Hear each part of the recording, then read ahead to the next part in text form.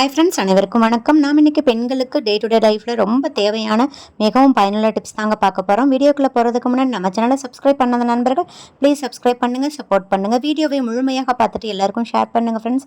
இன்னும் நிறைய நண்பர்கள் நம்ம சேனலை சப்ஸ்கிரைப் பண்ணாமலே பார்த்துட்ருக்கீங்க. ப்ளீஸ் சப்ஸ்கிரைப் பண்ணுங்கள், சப்போர்ட் பண்ணுங்கள். வாங்க இப்போ வீடியோக்குள்ளே போகலாம். ஃபஸ்ட்டு பார்த்துடலாம் ஃப்ரெண்ட்ஸ்.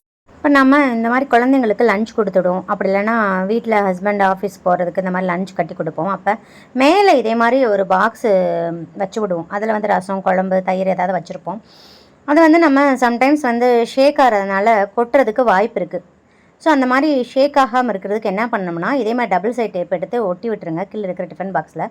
அதுக்கு மேலே தூக்கி வச்சுக்கிட்டிங்கன்னா கொஞ்சம் கூட ஷேக் ஆகாது. அதனால் உள்ளே இருக்கிறது நமக்கு கொட்டாமல் இருக்குங்க. பாருங்கள், நல்லா க்ரிப்பாக நின்றுக்குச்சு பாருங்கள். நான் ஃபுல்லாகவே நல்லா கவித்தி காமிக்கிறேன். ஃபுல்லாகவே நமக்கு கொட்டவே கொட்டாது, அப்படியே ஸ்டேபிளாக நிற்கும். ஸோ இது ஒரு நல்ல எஃபெக்டிவான டிப்ஸு.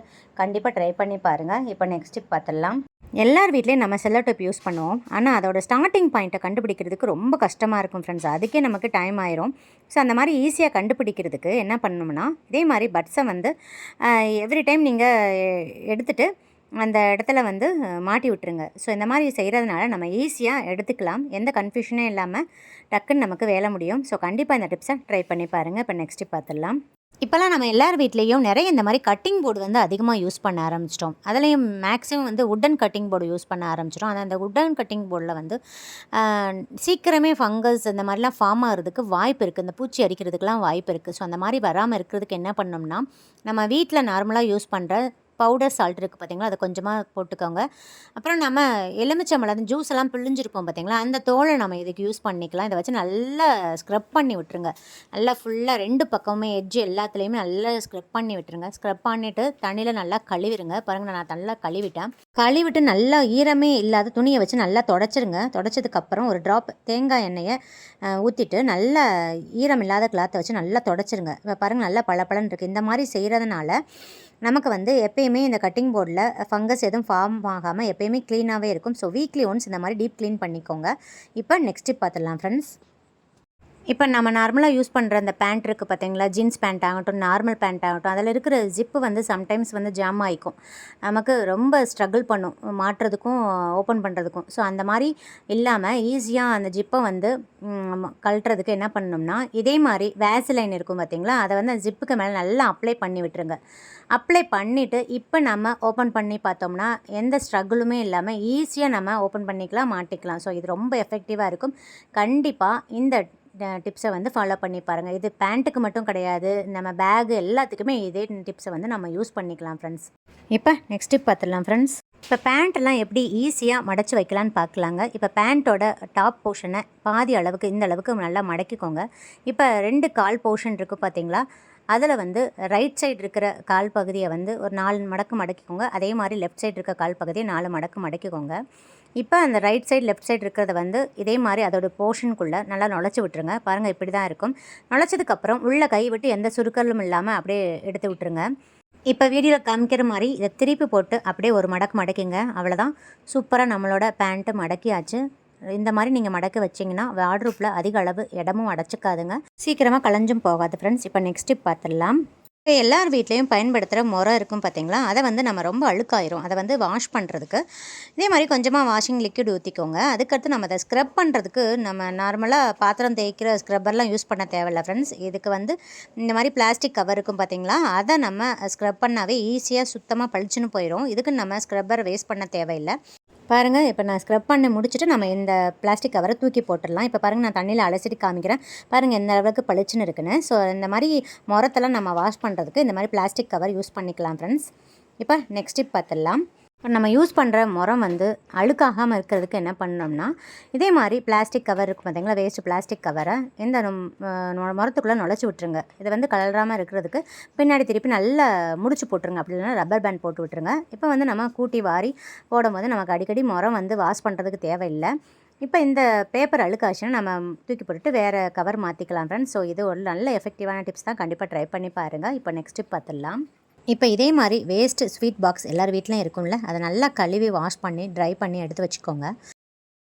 இப்போ இந்த மூடிக்கு மேலே வந்து கத்தியை நல்லா தீயில காமிச்சிட்டு சுற்றி நல்லா ஹோல் போட்டுருங்க. பாருங்கள், நான் ஃபுல்லாகவே நல்லா ஹோல் போட்டுட்டேன். இப்போ நம்ம இதில் என்ன ஆர்கனைஸ் பண்ண போகிறோம்னா, நம்ம ஸ்பூன்லாம் கண்ட இடத்துல போட்டு விட்டுறோம் ஃப்ரெண்ட்ஸ். நமக்கு தேடும் போது கிடைக்காது. ஸோ இதே மாதிரி ஸ்பூனை ஃபுல்லாக நம்ம இதில் ஆர்கனைஸ் பண்ணி வச்சுக்கிட்டோம்னா நமக்கு ஈஸியாக அக்சஸ் பண்ணிக்கலாம்.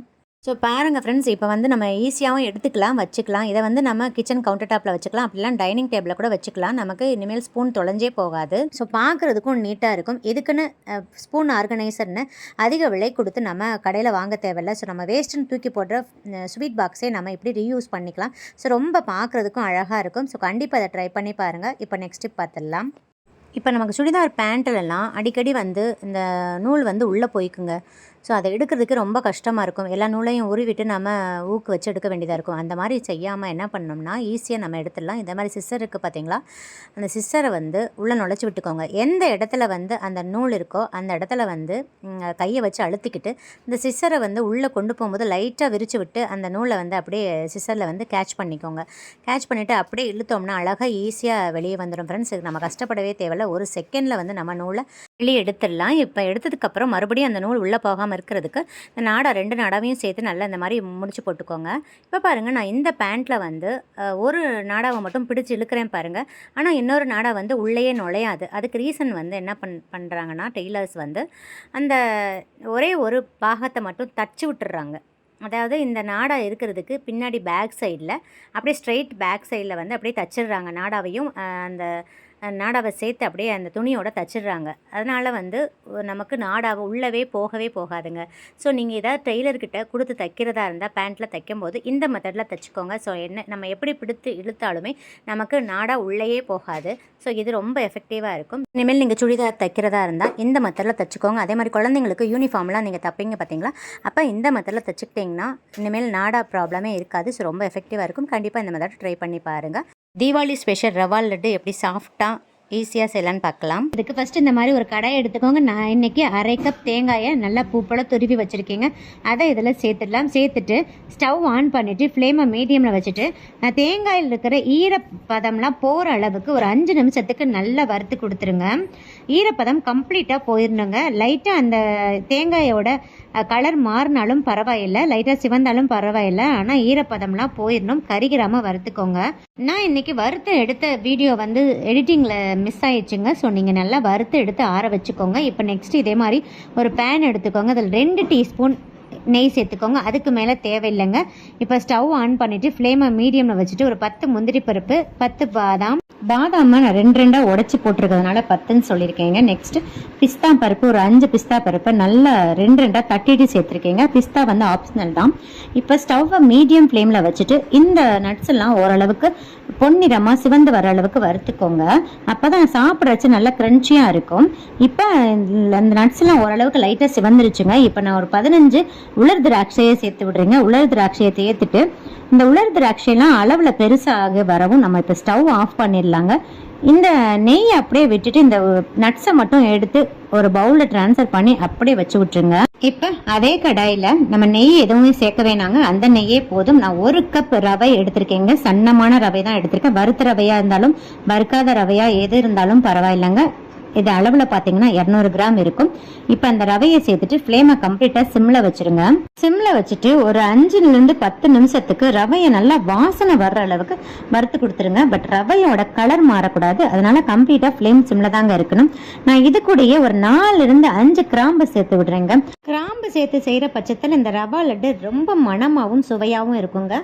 இப்போ கிராம்பு சேர்த்துட்டு ஒரு 10 நிமிஷத்துக்கு ஃப்ளேமை கம்ப்ளீட்டாக சிம்மில் வச்சுட்டு நல்லா வறுத்து கொடுத்துருங்க. நம்ம ஊற்றுன நெய்யெல்லாம் பாருங்கள், அந்த ரவை நல்லா இழுத்துரும்.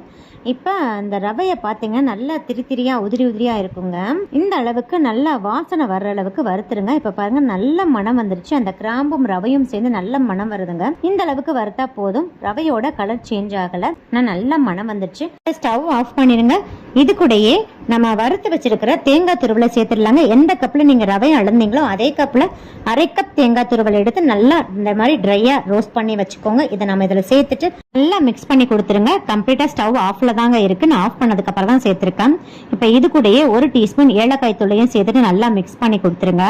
இப்போ நல்லா மிக்ஸ் பண்ணியாச்சு. இதே மாதிரி ஒரு அகலமான தட்டில் இந்த ரவையை ட்ரான்ஸ்ஃபர் பண்ணிட்டு நல்லா ஒரு 1/2 அன் ஹவர் ஆற வச்சிருங்க. அதை ஆறட்டும். நெக்ஸ்ட் இந்த மாதிரி ஒரு பேன் எடுத்துக்கோங்க. எந்த கப்பில் நீங்கள் ரவை அளந்தீங்களோ அதே கப்பில் 1 கப் வெள்ளத்தை நல்லா தட்டி சேர்த்துக்கோங்க. அதே கப்பில் 1/4 கப் தண்ணி. எந்த கப்பில் நீங்கள் ரவை அளந்தீங்களோ அதே கப்பில் 1 கப் வெல்லம், 1/4 கப் தண்ணி. இதுதாங்க அளவு. தண்ணியோட அளவு இன்க்ரீஸ் பண்ண வேண்டாம். இப்போ ஸ்டவ் ஆன் பண்ணிட்டு ஃப்ளேமை மீடியமில் வச்சுட்டு வெள்ளத்தை நல்லா கரைய விடுங்க. பாருங்க வெள்ளம் நல்லா கரைஞ்சிருச்சு. இப்போ பாருங்க ஸ்டவ் மீடியமில் இருக்கட்டும். இந்த மாதிரி நல்லா கொதிச்சு வரணுங்க. இப்போ லைட்டாக பபிள்ஸ் வர ஆரம்பிச்சிருக்கு. இந்த பபிள்ஸ் ஃபுல்லாக அந்த வெள்ளம் ஃபுல்லாக நல்லா நுரைச்சி வரணும். இப்போ பாருங்கள் அந்த வெள்ளம் எப்படி நல்லா நுரைச்சி வருது பாருங்கள். இந்த ஸ்டேஜில் நம்ம அந்த வெள்ளை தண்ணியை தொட்டு பார்த்தணும். நல்லா பிசுக்கு பத்தத்தில் இருக்கணுங்க. இந்த மாதிரி பிசுக்கு பத்தத்திலே நம்ம ஸ்டவ் ஆஃப் பண்ணிடலாம். இதுக்கு மேலே நம்ம வெள்ளை தண்ணியை கொதிக்க வைக்கக்கூடாதுங்க. அதுக்கு மேலே பாகுபதம் போயிடுச்சுன்னா நம்ம ரவா லட்டில் இந்த வெள்ளை தண்ணியை ஊற்றி மிக்ஸ் பண்ணி ஆற வைக்கிறச்ச ரவா லட்டு ரொம்ப இறுகி கல் மாதிரி ஆயிருங்க. அதனால் அந்த பிசுக்கு பதத்திலே நம்ம எடுத்துடலாம். இப்போ ஸ்டவ் ஆஃப் பண்ணிவிட்டு இதை ஃபில்டர் பண்ணி ஒரு உரமாக வச்சுருங்க. நெக்ஸ்ட் பாருங்கள் ரவை நல்லா ஆறிச்சு. இதில் நம்ம வறுத்த முந்திரியெல்லாம் சேர்த்துடலாங்க. சேர்த்துட்டு நல்லா மிக்ஸ் பண்ணி கொடுத்துட்டு இப்போ வெள்ளை தண்ணியே சேர்த்துடலாங்க. வெள்ளை தண்ணி ரொம்ப சூடாக இருக்கும், அதனால் கரண்டி வச்சு நல்லா மிக்ஸ் பண்ணி கொடுத்துருங்க. கொஞ்சம் கொஞ்சமாக வெள்ளை தண்ணியை ஊற்றி மிக்ஸ் பண்ணிக்கோங்க. ஒரே தான் எல்லாத்தையும் ஊற்றிட்டிங்கன்னா அப்புறம் உருண்டை பிடிக்க வராதுங்க. ஸோ 1 கப் வெள்ளத்துக்கு 1/4 கப் தண்ணி ஊற்றிருந்தீங்கன்னா அளவு கரெக்டாக இருக்கும். சம்டைம்ஸ் தண்ணியோட அளவு கூடிரும், அதனால் கொஞ்சம் கொஞ்சமாக ஊற்றி மிக்ஸ் பண்ணிக்கோங்க. இப்போ பாருங்கள் உருண்டை பிடிச்சு பாருங்கள், இன்னும் பிடிப்பதாக வரல. அதனால் நான் இன்னும் கொஞ்சம் வெல்லம் சேர்த்து நல்லா மிக்ஸ் பண்ணி கொடுத்துட்றேன். இப்போ கை பொறுக்கிற சூட்டில் இருக்குங்க. இப்போ நம்ம உருண்டை பிடிக்க ஆரம்பிச்சிடலாம். கையில் கொஞ்சமாக நெய் தடவிக்கோங்க. இப்போ நல்லா ஒரு ப்ரெஸ் கொடுத்துட்டு அப்படியே நீங்கள் உருண்டை பிடிச்சிடலாங்க. ஈஸியாக உருண்டை பிடிக்க வரும். பாருங்கள் சூப்பராக உருண்டை பிடிச்சாச்சு. இதே மாதிரி எல்லா மாவுகளையும் உருண்டையாக பிடிச்சிடலாம். இந்த மாதிரி கையில் ரவை ஒட்டிருந்துச்சுன்னா கையை வந்து நல்லா இந்த மாதிரி தட்டி விட்டுட்டு நீங்கள் உருண்டை பிடிச்சிக்கலாங்க. சூப்பராக ஈஸியாக உருண்டை பிடிக்க வருங்க. இதே மாதிரி எல்லா மாவுகளையும் பிடிச்சு நான் வச்சுட்டேங்க. இப்போ பாருங்கள் ஃபைனலாக நம்மளோட ரவை லட்டு ரெடி ஆயிடுச்சுங்க. நான் உடச்சி காமிக்கிறேன் பாருங்கள். நம்ம ஆற நல்லா எரிக்கிறோங்க. இப்போ கொஞ்சம் கொலகொலன்னு இருக்கிற மாதிரியே இருக்கும். ஆற நல்லா எரிக்கிறோம், ஆனால் ரொம்ப இருக்காது, நல்லா சாஃப்டாகவே இருக்கும். ஸோ நீங்களும் நான் சொன்ன அளவுகளோட இந்த ரவா லட்டை செஞ்சு பாருங்கள். ரொம்ப ரொம்ப டேஸ்ட்டாக இருக்குங்க. சிம்பிளாக செஞ்சிடலாம், பிகினர்ஸ் கூட ஈஸியாக செய்யலாங்க. அந்த அளவுக்கு ஈஸி மெத்தட் தான் சொல்லி கொடுத்துருக்கேன். ஸோ இதை வந்து ஒரு ஏர்டைட் கண்டெய்னரில் க்ளோஸ் பண்ணி நீங்கள் ஃப்ரிட்ஜில் வச்சுக்கிட்டிங்கன்னா 20லேருந்து 30 நாள் வரைக்கும் வச்சு சாப்பிட்லாங்க. நீங்கள் அந்த தேங்காய் துருவலை மட்டும் நல்லா ட்ரையாக ரோஸ்ட் பண்ணிட்டீங்கன்னா சீக்கிரமே கெட்டு போகாது. தேங்காய் துருவல் இல்லாமல் கூட செய்யலாங்க, உங்கள் விருப்பம் தான். நான் இன்னைக்கு 200 கிராம் ரவை எடுத்திருக்கேங்க. 200 கிராம் ரவைக்கு இந்த சைஸில் ஒரு 10 ரவா லட்டு கிடச்சிருக்குங்க. நீங்கள் உருட்டுற சைஸை பொறுத்து அளவுகள் மாறுபடலாம். ஸோ வருகின்ற தீபாவளிக்கு எல்லாருமே இந்த ரவா லட்டு செய்து தீபாவளியை நல்லா சந்தோஷமாக செலிப்ரேட் பண்ணுங்கள். அனைவருக்கும் அட்வான்ஸ் தீபாவளி நல்வாழ்த்துக்கள். இது வரைக்கும் நீங்கள் பார்த்த டிப்ஸில் ஏதாவது ஒன்றாவது உங்களுக்கு பயனுள்ளதாக இருக்கும்னு நினைக்கிறீங்க. அப்படி பயனுள்ளதாக இருக்குன்னு நினச்சிங்கன்னா நம்ம சேனலுக்கு ஒரு லைக் கொடுத்து சப்ஸ்கிரைப் பண்ணிக்கோங்க. நிறைய எல்லாருக்கும் ஷேர் பண்ணிக்கோங்க. மீண்டும் அடுத்த ஒரு நல்ல பதிவில் உங்களை சந்திக்கும் வரை நன்றி கூறி விடைபெறுகிறேன். நன்றி, வணக்கம்.